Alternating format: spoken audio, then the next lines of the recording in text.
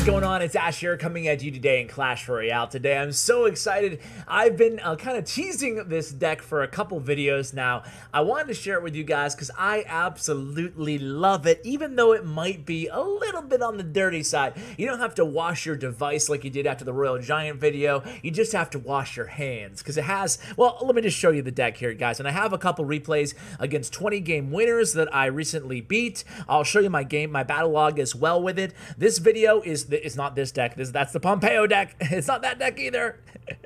Where is it? There it is. Here it is, guys.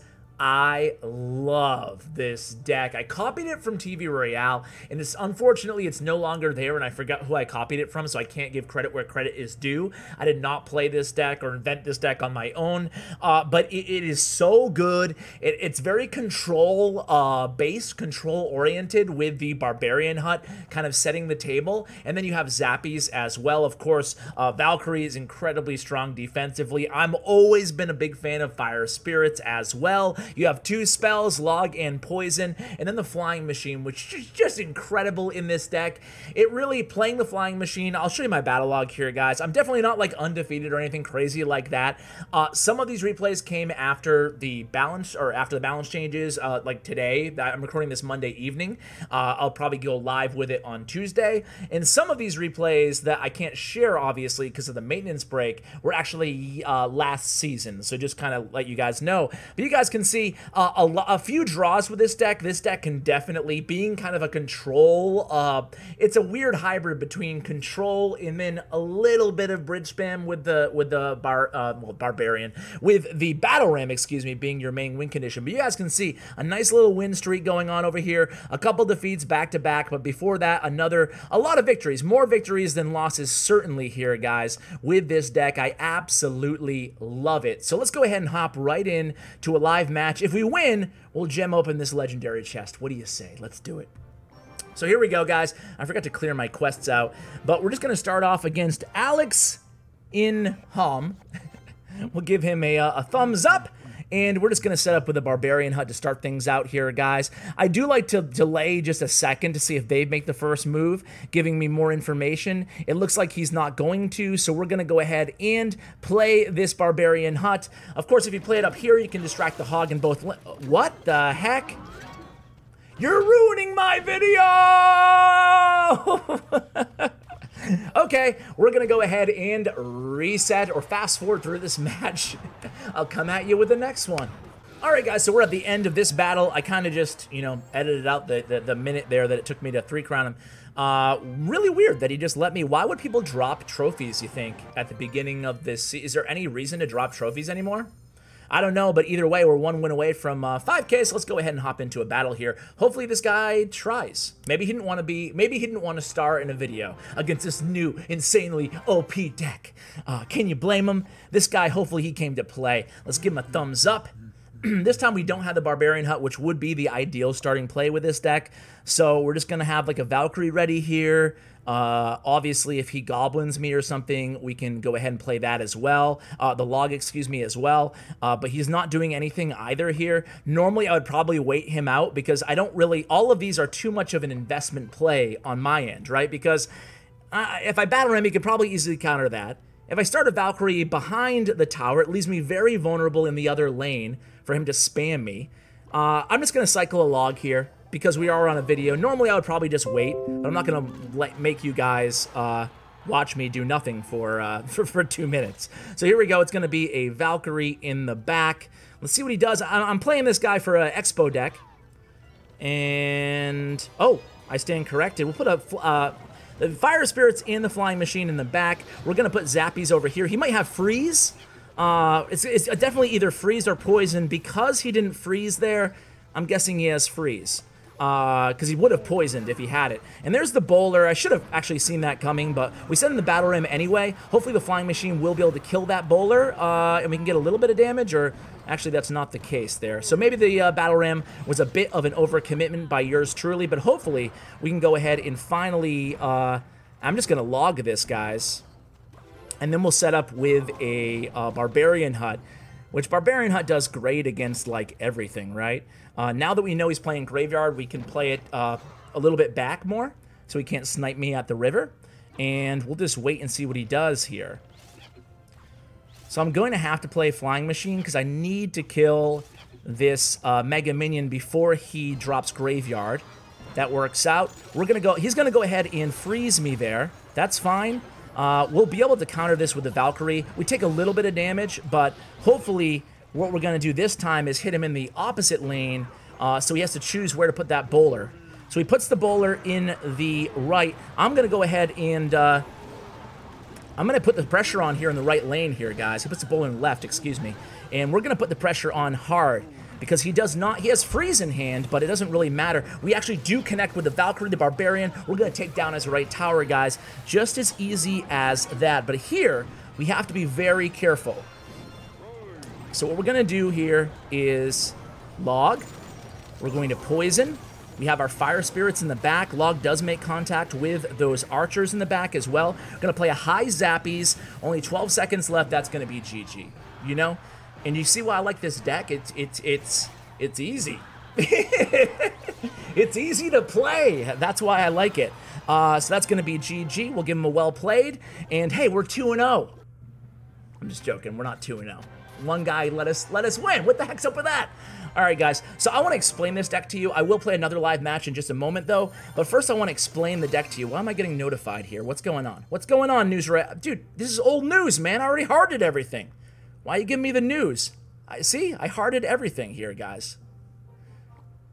Anyway, here we go, guys. Let's go. These are, like I said, our 20-game winners. So I want to show you against a couple different types of matchups how to play this deck. And we're going to start out against a Hog deck, which is really one of the easier matchups. The beautiful thing about this deck is it does very well against two very popular archetypes. Hog and also Golem and Giant. Basically, Beatdown and Hog is relatively easy with this deck because you do have, of course, and even Graveyard. You can see how we were able to do pretty well against that Graveyard deck because we have Poison instead of Fireball in this deck. So we always have that counter handy. And of course, against Beatdown, against Hog decks, we of course have the Barbarian Hut, which is like the ultimate Hog and Beatdown stopper if you play your cards right. Just make sure you kind of separate your Zappies and your Flying Machine and your Barbarian Hut, not to give them too much spell value. That's kind of the name of the game with this deck. And here we go. We didn't really have a play there, so sometimes when I don't have an obvious play to make, I'll just go ahead and cycle my Flying Machine and make them make a move. And here,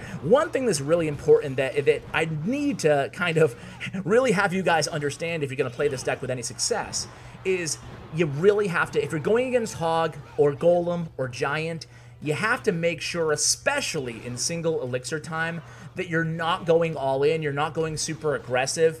If they have their Hog or their Giant or their Golem in cycle, you need your Barbarian Hut. So at least for me, I'm always going to make sure that I'm cycling to my Barbarian Hut, and then I have it close to rotation for when they have their Hog Rider. Now, of course, you can see a Hog over here. We're able to defend the Hog Rider just fine with this deck and deny all damage just using like the Zappies and the Valkyrie, but obviously the first line of defense is going to be your Barbarian Hut. But now he's going to have to deal with this counter push, and this guy, you know, he didn't really have many options if you look at his hand here, so he's forced to use the mini P.E.K.K.A, and as soon as that happened, I knew I kind of had him. I mean, I just totally got a ton of value out of my Zappies and my Valkyrie. I countered his Hog, I killed his mini P.E.K.K.A, and now I have enough elixir to set up again with the Barbarian Hut at the same exact time that he sends in the Hog Rider, maybe not knowing that I had the Barbarian Hut back in the cycle, or if I had the elixir to play it.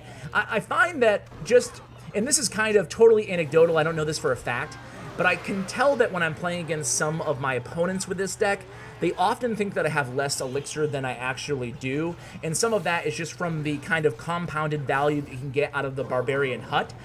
So I noticed that if you play sort of passively, you can see I'm sitting at 6 elixir, 7 elixir. I'm often kind of sitting at a lot of elixir with this deck until I've really understood their rotation, what they're trying to do, and then I try to kind of pounce at my opponent. So you'll see me in a actually this match goes pretty long, I want to say. He hasn't done any damage to my towers, really, like a little bit of damage to the left tower. He has Rocket as well, and let's go ahead and go double time because I think this one goes really, really deep in, into the last minute. And again, as you saw from my battle log, guys, I have a lot of draws with this deck, so it's gonna happen. You just make sure you don't rush things, and sometimes you'll pick up these last-minute victories as well. So again, there I'm able to cycle. Let me actually go single time here because this is important.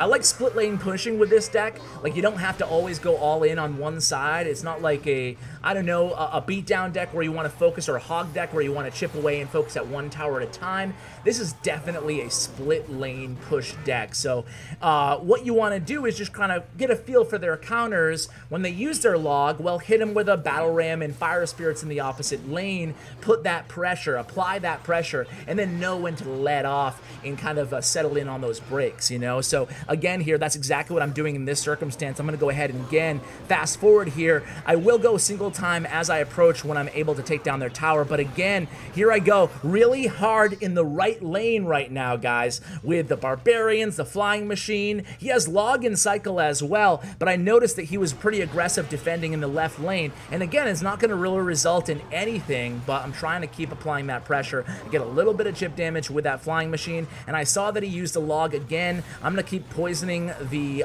princess. Poisoning princesses, very important to do in this deck. Again, I deny all hog damage there. And here it goes. I think this might be the push that won it for me. It is. I go all in on the left after he used his log, and I'm finally able to make contact with that battle ram. Let's go ahead and show the other replay. This one didn't go as long, guys, and then we'll go into a live match right after that. So again, starting out in double time here. Oh, this one actually, we can go in single time because I took the tower down pretty early in this match, and then after that, I was just able to defend and make it look relatively easy. So I'm going against this giant Three Musketeer deck that just won't go away. It's forever in the meta, this deck. I've never been a huge fan of it, even though I do fancy myself a Three Musketeer player, but I don't know. You guys like this deck? I choose to poison that first pump, obviously, and then he drops that giant. I respond quickly with the Barbarian Hut in the same lane as the giant there. This is going to be a fairly easy matchup because I do have poison. I also have Valkyrie for the Three Musketeers. So here he goes. He splits Three Muskies here, and my game plan here is just to use my Valkyrie wherever it's needed, wherever she's needed most. And it ends up being where I make the decision to use her in the left lane there, and then the Fire Spirits to kind of stop that battle ram before it makes contact with my Barbarian Hut. And then he has two Musketeers surviving on the right side. Yeah, at this point, I opt just to log him back, I believe, and I actually get a lot of log value there. He makes a mistake, not realizing that I had log back in cycle, and he played his gang behind those Musketeers, but not before he gets a little bit of damage onto my right tower. So now I know exactly what deck he's playing, and the tricky thing with this deck is that the deck I'm going against is he does have Minion Horde, he does have Pump, and he does have Three Muskies. Three things that I'm going to want to use my poison against. I have Fire Spirits as well, but you have to have the perfect placement on those Fire Spirits. And here he comes. I decided to just poison this Minion Horde. I do not want to deal with the precision placement of the Fire Spirits. Despite the buff on them, I'd rather play it safe. The good thing about this matchup is he doesn't have a big spell, so I'm able to stack up troops, and that's exactly what I'm going to do here. I have 3 surviving Zappies. He has 6 Elixir, but I have plenty more than that on the table right now, and 2 Barbarians and the Zappies. Well, I guess that would probably be around 6 Elixir now that I think of it. But I decided to just go all in here, and it actually worked out for me. He's waiting till 9 Elixir to play his 3 Musketeers. By the time he does, the tower's almost done. And then at that point, I'm able to just go ahead and basically kill 2 of the 3 Musketeers and play defense for the rest of the match. Let's just go 4 times speed here, guys, and get to the next live match. Again, just using poison pretty liberally here because I know there's only 20 seconds, whatever, left in the match. So I just don't want to deal with whatever he's going to throw at me. I want to make sure I'm cycling to my second poison. That's exactly what I did here, and I just love this. I think that you guys are going to love it too, because if I can win with it, then surely you guys can. All right, so here we go again. Let's hop into another match, and oh, I said I was going to open the legendary chest. There we go. Open up. Let's see what we got here, guys. Royal Ghost, please. And it's a Magic Archer. Well, it's close to level 4. I'll take it.